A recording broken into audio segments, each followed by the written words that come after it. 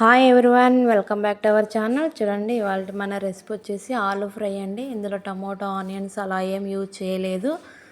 Only కొంచెం మసాలాతో onion వేయకుండా ఆలూ ఫ్రై అయితే చేసుకుందాం. ఎలా చేసుకోవాలి ఇప్పుడు ప్రాసెస్లోకి అయితే వెళ్దాం. చూడండి, చాలా బాగుంది కదా, టేస్ట్ కూడా అంతే బాగుంటుంది.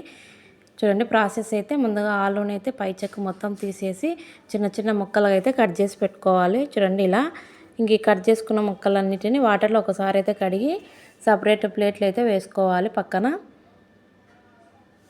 చూడండి, ఇలా కడిగి సపరేట్ ప్లేట్లు అయితే వేసుకున్న తర్వాత మనం ఒక చిన్న కడాయిలో ఆయిల్ అయితే వేసుకొని వేడి చేసుకోవాలి. ఆయిల్ వేడయ్యాక పోపు దినుసులు కొన్ని ఎక్కువ వేసుకోండి, బాగుంటుంది టేస్ట్. ఇంకా పోపు దినుసులు కొంచెం ఫ్రై అయిన తర్వాత మనం కట్ చేసి పెట్టుకున్న ఆలు ముక్కలన్నిటిని వేసేసి బాగా కలుపుకోవాలి. ఇలా కలుపుకుంటున్నప్పుడు కరివేపాకు కూడా కొంచెం వేసుకొని ఇంకా ఇవి 5 మినిట్స్ అయితే మూత పెట్టకుండా ఆయిల్లోనే కొంచెం బాగా ఫ్రై చేసుకోవాలన్నమాట. కలుపుకుంటూ ఒక 5 మినిట్స్ ఫ్రై చేసుకోవాలి. ఇంక ఇలా ఫ్రై అయిన తర్వాత చూడండి, ఈ చెక్క గరిటెలు అయితే నేను మీషోలో అయితే తెప్పించుకున్నాను. చాలా బాగున్నాయి, క్వాలిటీ కూడా చాలా బాగుంది, మందం ఉంది. ఒక 7 అయితే పెద్ద గరిటెలు, ఒక 5 అయితే చిన్న స్పూన్లు అయితే వచ్చాయి. చూడండి, ఎంత బాగున్నాయి కదా. దోశలకి, ఏదైనా ఫ్రైలకి, ఫిష్లకి దానిలోకి వాడుకోవచ్చు. చిన్నవి అయితే 5 వచ్చాయి.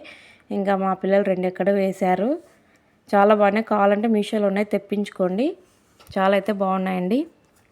ఇంకా ఇదైతే ఒక 5 మినిట్స్ ఫ్రై అయిన తర్వాత మనం రుచికి సరిపడా సాల్ట్ అయితే వేసుకొని ఒకసారి బాగా కలపాలన్నమాట.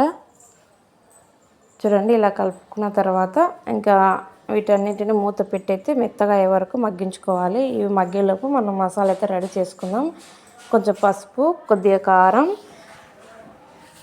కొంచెం ధనియా పౌడర్, కొంచెం అంటే కొంచెం మిరియాల పొడి, ఇదైతే జీలకర్ర పొడి, ఇంకా కొన్ని వెల్లుల్లి రెబ్బలను కూడా వేసేసి ముందుగా ఒకసారి మిక్స్ పట్టుకోవాలి.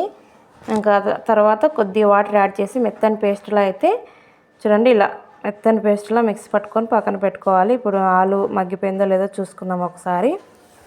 ఇంకా ఆల్మోస్ట్ 50% అయితే మగ్గిపోయి ఉంటుంది. చూడండి, చూద్దాం.